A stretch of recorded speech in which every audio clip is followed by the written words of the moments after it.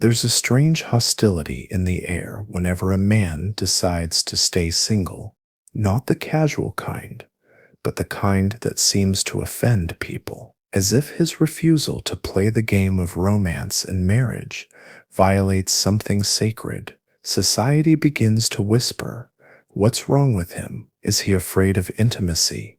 Is he broken?" But beneath these suspicions lies a deeper truth, one that Carl Jung and Arthur Schopenhauer saw with almost terrifying clarity. To Jung, every man carries within him the image of the feminine, what he called the anima. When a man refuses to engage with women romantically, it's not just an external withdrawal, it's a psychic rebellion. He's turning away from the projection of his inner feminine and toward his own wholeness. But to those still trapped in projection, especially those who expect to be that projection, his withdrawal feels like rejection. To Schopenhauer, the matter was even more primal. He believed that nature, not love, not morality, rules us through the blind will to reproduce. The man who rejects this will, who dares to step outside nature's command to mate, becomes an anomaly, almost an enemy of life itself. And perhaps that's why such men invite not just confusion, but contempt.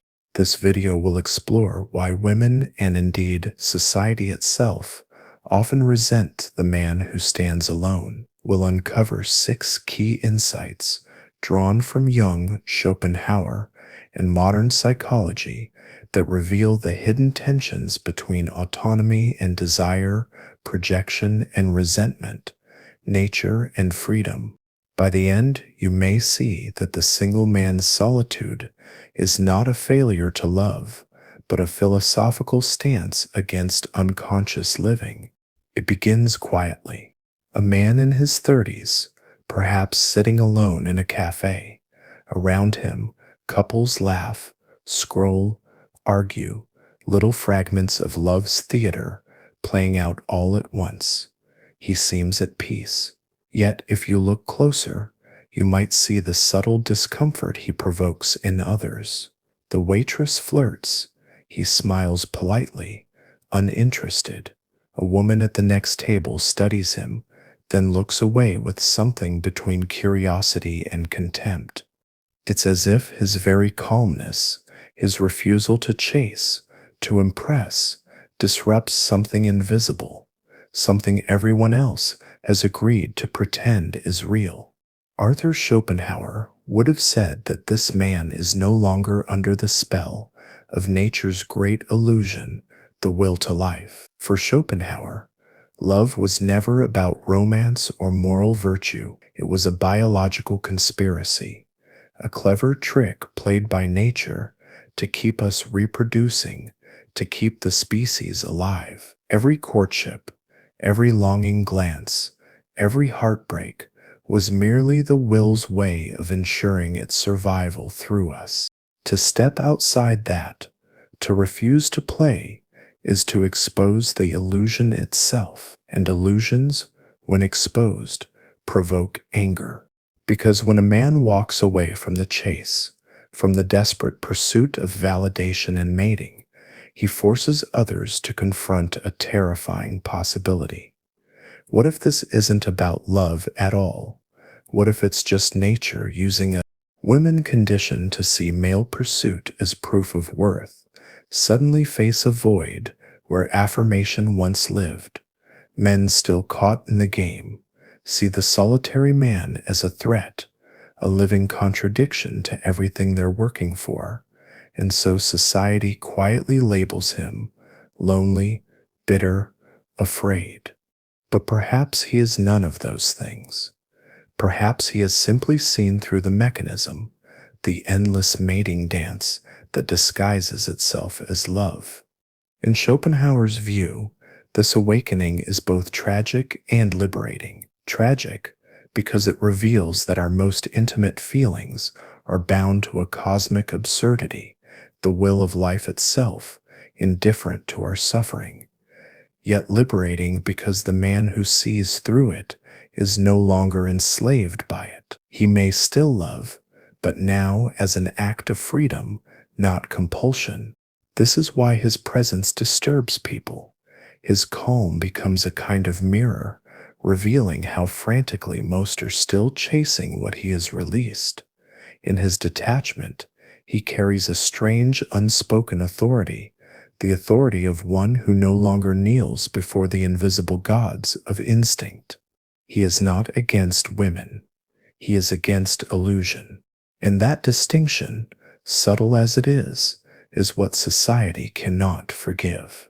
Because every time such a man sits quietly in his own company, he reminds the world of an uncomfortable truth that much of what we call love is not love at all, but fear of being alone, fear that without the game there is nothing left to live for. So the resentment grows, not because he's wrong, but because he's free. There's a man who's convinced he doesn't need anyone. He tells himself he's above the chaos of relationships, that he's chosen solitude because the world is shallow, women are manipulative, love is a distraction, and yet, late at night, his solitude hums with restlessness. He scrolls past faces online with a mixture of contempt and longing. He says he's detached, but there's bitterness in his detachment. His rejection of women isn't peace. It's a wound disguised as wisdom. Carl Jung would recognize this man instantly, because Jung believed that every man carries within him an image of the feminine, what he called the anima, the soul's counterpart. This inner feminine is not a literal woman, but a constellation of feelings, intuition, creativity, and emotional depth. She is the part of a man that teaches him to feel, to dream, to connect. But when she remains unintegrated, when he denies her presence, she projects herself outward. He begins to seek her in women, idolizing or despising them according to how closely they match the shape of his inner lack. And when a man decides to withdraw from women entirely, it's not always enlightenment. Often, it's a revolt against the parts of himself he can't yet face. His cynicism about love may simply be his soul's cry for union within. Jung wrote that what we deny inwardly, we meet outwardly as fate. The man who rejects the feminine may find the feminine returning to him through life itself, through loneliness, dreams, melancholy, or creative stagnation, because the psyche will not allow wholeness to be one-sided. To become whole, he must make peace with his inner anima, not suppress her, not idolize her, but listen to her voice. This is why Jung said that no man truly knows a woman until he has faced the woman within. The men most at war with women are often those at war with themselves, terrified of their own sensitivity, intuition, and need for connection. Their apparent independence is often armor, not authenticity. The tragedy is that such men mistake isolation for individuation. They think they've transcended desire, but they've merely repressed half their soul. And repression always returns, sometimes as anxiety, sometimes as bitterness, sometimes as a gnawing sense of incompleteness, no amount of logic can silence. Yet, when a man turns inward and begins to converse with that forgotten feminine voice, something miraculous happens. He stops projecting. He no longer needs women to validate or complete him, nor to play out his unresolved inner drama. His relationships, if they happen, become rooted in respect, not need. And his solitude, if it continues, becomes alive, not as escape, but as communion with himself. That is the difference between withdrawal and integration. One is a flight from the feminine, the other is a marriage to it. So when we see a man who walks alone, The real question is not why has he left women, but has he met the woman within himself? Because if he hasn't, the world will still feel hostile, even in silence. But if he has, then his solitude is not exile. It steps home. If this reflection resonates with you, if you sense the quiet truth of what Jung was pointing toward, consider subscribing. We explore these inner landscapes every week, together with honesty and depth. There's a peculiar kind of unease people feel around someone who doesn't need them. It's subtle, the flicker of discomfort when a man smiles calmly as others try to provoke him, when he says no without apology, when he chooses solitude without bitterness.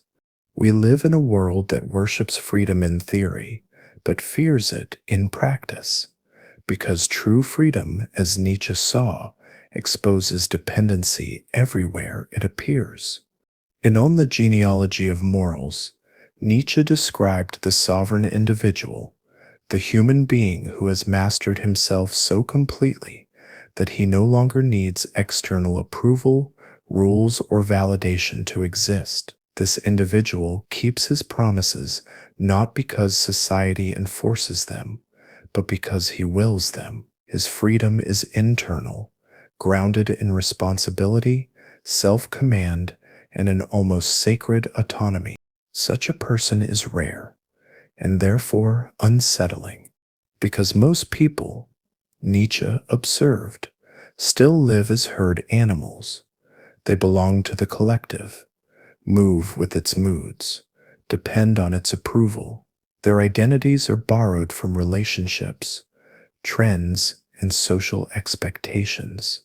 So when a man withdraws from these unconscious attachments, especially from the romantic and social scripts that define worth, he reveals something unbearable to those still entangled: how little of their love is actually free. Women may call him emotionally unavailable. Men may call him arrogant or afraid. But what they're really sensing is that he's not participating in the shared illusion of dependency, the emotional economy where everyone trades affection for validation. His self-sufficiency feels like an accusation, because if one man can stand on his own, what does that say about those who can't? Nietzsche understood that freedom is not comfortable. It's a kind of existential solitude. The sovereign man becomes a law unto himself, and that makes him incomprehensible to those whose identities rely on belonging. He's not rejecting love. He's rejecting ownership. He's not anti-woman. He's anti-slavery, psychological slavery, emotional slavery, social slavery. And yet this kind of freedom doesn't glorify detachment. It demands tremendous courage, because to stand alone means to carry one's own meaning in a world that constantly demands conformity. It means to be misunderstood, mischaracterized, sometimes even hated, not for wrongdoing, but for independence itself. We've all seen this reaction before. The friend who leaves a toxic relationship and is told, "You said he'll regret it." The man who chooses not to marry and is accused of immaturity. The person who sets boundaries and is suddenly called selfish. Every accusation is a confession of someone's inability to imagine life without the attachments they depend on. And that saps why freedom terrifies. Because it's a mirror, it shows people how deeply unfree they are. Nietzsche once wrote, "The higher we soar, the smaller we appear to those who cannot fly." The solitary man, therefore, becomes both a symbol and a threat, the embodiment of what others secretly wish they could be, and what they fear they cannot endure. But there's just a cost to this kind of freedom. The higher the independence, the thinner the air, few can breathe there for long without losing warmth. which is why the wise man doesn't reject connection. He simply refuses to trade his soul for it. He can love, but he doesn't need love to exist. And that quiet, unyielding center is what makes him untouchable. There's a story I once heard about a man who quit his job, sold everything he owned, and moved into a small cabin by a lake. He didn't announce it. He didn't make a speech about rejecting modern life. He simply disappeared from the noise. Months later, his former friends began to talk. "Something seeps wrong with him," one said. "He must be depressed," said another. But underneath the speculation was something else, something quiet and sharp: envy, because his choice reflected something in them, a desire they had buried long ago, the wish to walk away, the wish to be free. Carl Jung would say that this is projection, the process by which we cast the unaccepted parts of ourselves onto others. When we see in someone else a quality we cannot yet bear to face within us, we condemn it. The solitary man, therefore, becomes a living mirror, not because he judges others, but because his existence reveals them. To the man trapped in conformity, he reflects courage. To the woman who longs for independence but fears loneliness, he reflects what she's denied. To society at large, obsessed with productivity, romance, and visibility, he reflects an ancient truth that life's meaning is not found in performance, but in presence, and mirrors, when they show too much, are often shattered. Jung taught that we meet our shadow, the disowned side of our psyche, not in isolation, but in encounter. The people who irritate or fascinate us are often messengers of our unlived life. The man who stands outside the game of relationships, content in his solitude, becomes a target for projection because he embodies what many secretly crave but fear to admit: the right to exist without permission. This is why the hostility toward him can be so irrational. He may do nothing, say nothing, offend no one, and yet his very being stirs discomfort, because he represents an alternative script, a man who defines himself not through romance, status, or approval, but through inner alignment. And that, in a world addicted to external validation, feels almost heretical. It's easier to call him broken than to admit that he might be free. Easier to dismiss him as emotionally damaged than to question whether we are emotionally dependent. But here lies the paradox. Jung loved most. What we reject in others is precisely what we need to integrate within ourselves. The hatred of the free man is the soul's defense against its own longing for liberation. To see him clearly would require confronting that longing and the fear beneath it, the fear of being alone with oneself, because to be alone is to face everything we've avoided by staying busy, loved, distracted, approved of. That's why the man who can sit quietly with his own thoughts seems dangerous, not because he threatens anyone physically, but because he reveals what others can't yet bear: their own emptiness and their own potential. Every age needs such mirrors, people who refuse to play along, whose existence questions what the crowd calls normal. But those mirrors are rarely loved. They're tolerated at best, vilified at worst, because the light they reflect is too bright for most to look at directly.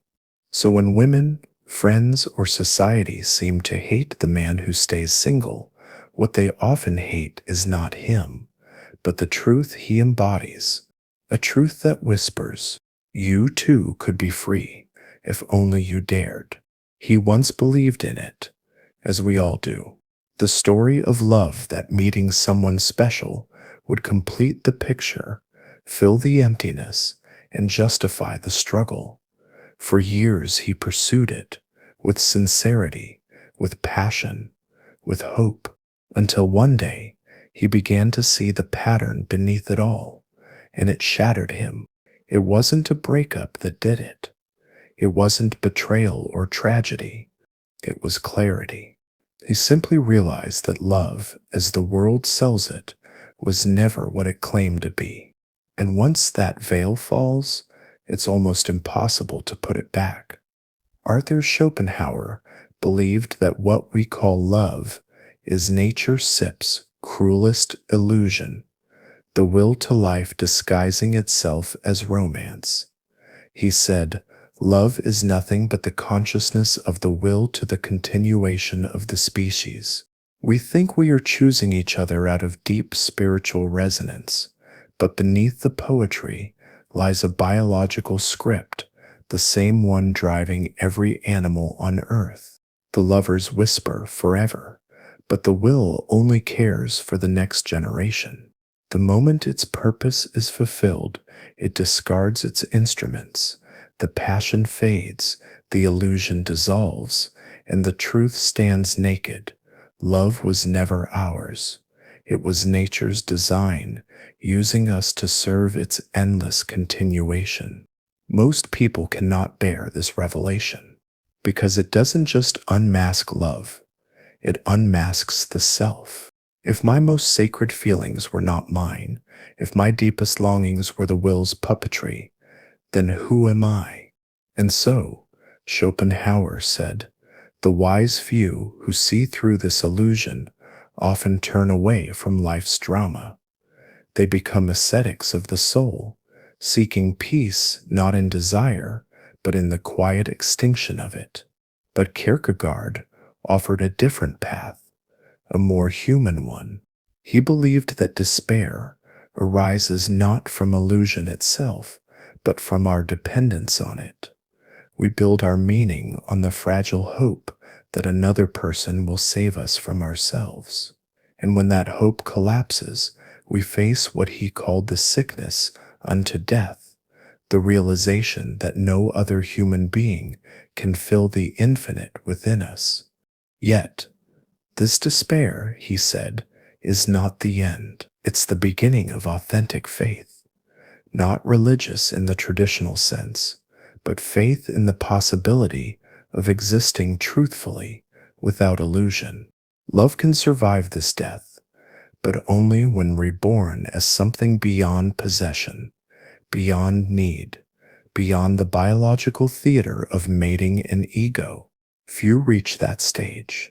Most cling to the illusion because it's more comforting than freedom. They mock those who step outside it, the solitary, the reflective, the detached, because those people remind them of what love becomes when seen clearly. Beautiful, yes, but terrifyingly empty of the promises we wanted it to make. For the man who has seen through it, love changes shape. It becomes not a need, but an offering, not a hunger, but a quiet resonance with another soul. He no longer loves to escape himself. He loves because he has finally found himself, and that's why so many misunderstand him. They think he is cold because he doesn't chase. They think he's bitter because he doesn't kneel before illusion. But perhaps he is neither. Perhaps he simply cannot pretend anymore.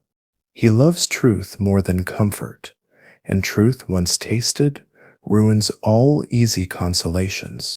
So he walks alone, not because he hates love, but because he can no longer love the lie that most call love. He seeks something higher, a love without illusion, without will, without fear. And until he finds it, or even if he never does, his solitude remains his most honest companion. At some point, the withdrawal stops feeling like escape. The silence that once burned with loneliness begins to soften, to breathe. The same solitude that once felt like exile starts to reveal its true nature. This is the moment Schopenhauer called the turning of the will against itself, when a man, having seen through all of life's compulsions, no longer moves out of instinct, but from awareness. He stops serving the blind forces of desire and begins to write his own inner law. But what does that mean? To step outside nature's script doesn't mean rejecting life. It means no longer living on autopilot, no longer being a mere instrument of the species, or of society's expectations, or of the endless hunger for validation. It means living consciously, which, as Jung would say, is the essence of individuation, the slow, painful process of becoming who you truly are, beneath every mask, every role, every inherited story. For Jung, individuation required solitude, not isolation for its own sake, but space, a psychic distance from the noise of the collective mind. He who looks outside dreams, Jung wrote. He who looks inside awakens. And so the solitary man, if he endures the storm long enough, begins to awaken. He sees that solitude was never punishment. It was purification, the stripping away of everything false until only the essential remains.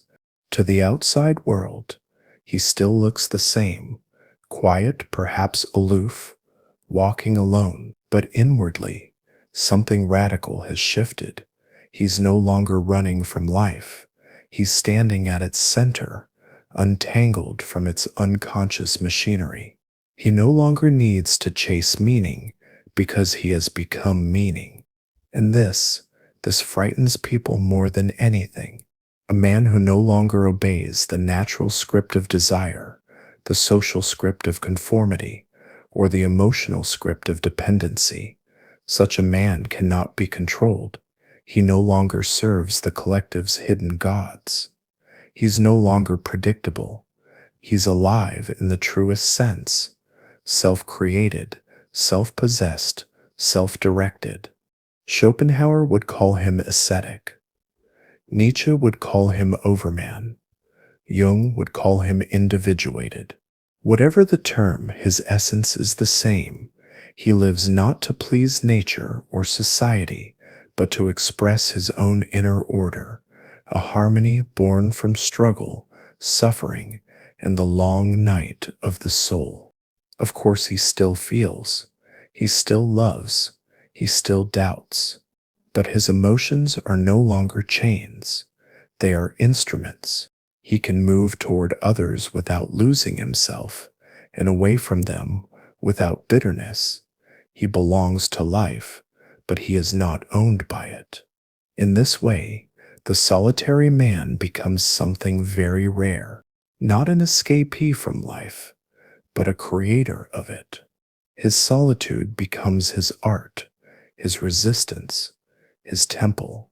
And though the world may never understand him, though people may still call him strange, cold, or arrogant, he has tasted something they have not, the stillness beyond need.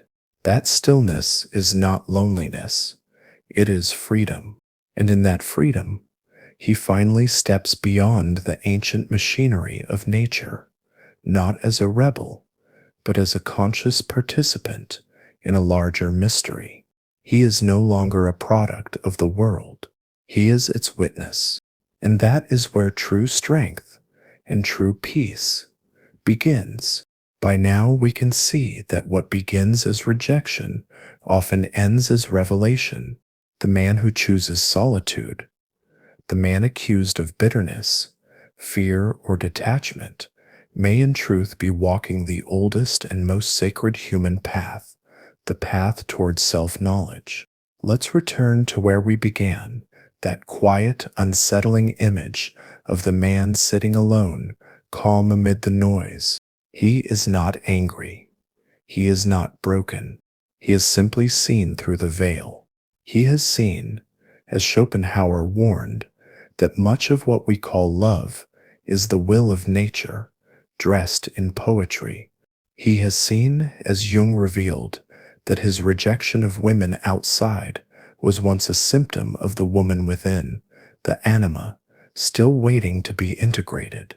He has seen, with Nietzsche, that true freedom is not the right to do what you want, but the strength to need nothing from anyone to exist. He has seen, through Jung's shadow, that the hatred projected onto him by others is merely the world's unacknowledged longing for the same freedom he now embodies. He has seen, with Schopenhauer and Kierkegaard, that when love loses its illusion, what remains is not despair, but the chance to love consciously, to love without ownership. And finally, he has seen that to choose solitude is not to abandon life, but to step outside its unconscious script, to become, at last, an author of the self. 6 insights, 6 unveilings, each one a step away from the collective dream, and a step towards something far more difficult and far more beautiful awareness. Because solitude, when chosen consciously, is not the absence of connection. It accepts the presence of truth.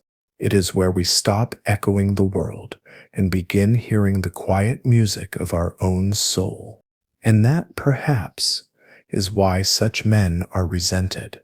Not because they are loveless, but because they remind the rest of us how enslaved we are to comfort, illusion, and belonging.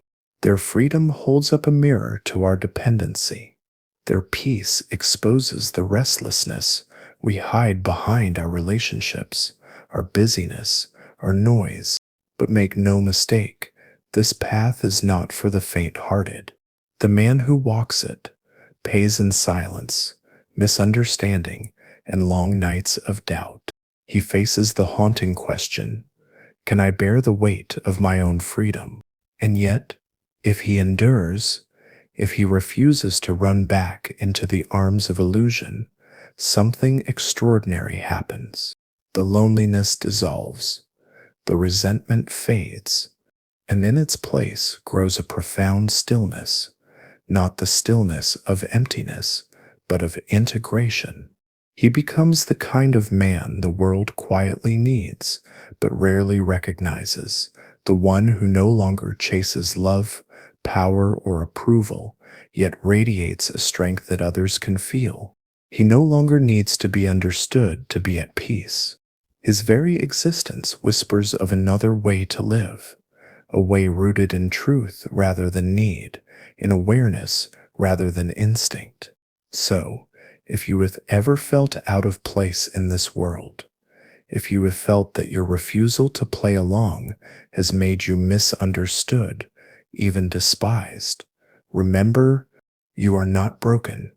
You are simply awake. You are stepping outside nature's script and into your own. And if this journey speaks to you, stay with it. Don't rush back into distraction. Don't let the noise of the crowd convince you that silence is emptiness. It is in that silence that the real work begins, the work of becoming whole. Soft closing invitation. If this reflection resonated with you, consider subscribing and sharing your thoughts below. This channel is a space for those walking the inner path, seekers, thinkers, quiet rebels who refuse to live unconsciously. We explore these questions every week, not to escape the world, but to understand it, and in understanding it, to transcend it. Because in the end, the question was never why women hate men who stay single. The question was always, what truth does the solitary man reveal that the world is not yet ready to face?